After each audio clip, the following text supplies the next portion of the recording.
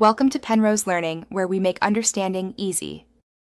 You already have a web project and Net SDK. Start now by adding a new class named Custom Middleware. Implement a constructor that accepts request delegate and add an invoke async HTTP context method that awaits next context. Once done, inject any services via constructor, for example, iLogger or configuration. Make sure to keep logic focused. Short circuit only when needed, otherwise call await next context. Next, open program. CS to prepare registration. Do not delay, place the middleware where order matters. Now you implement the complex middle steps inside invoke async.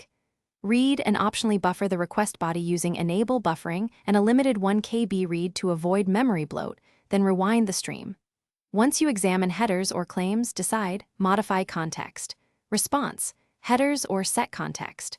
Response, status code and return a JSON payload to short circuit. Otherwise, wrap await next context with try/catch log exceptions and optionally alter the response after the next middleware runs. Make sure to handle async streams correctly. Finish by registering your middleware in program. CS app. Use middleware custom middleware, placing it before authentication or routing when it must run early, and after when it should see transformed responses. Then run tests with curl or postman, inspect headers and body, and measure timing. If something fails, enable debug logging and verify the class namespace and die for required services. Make sure the middleware order is correct, because order causes most issues. If you short-circuit unexpectedly, log inputs to isolate the condition and fix logic.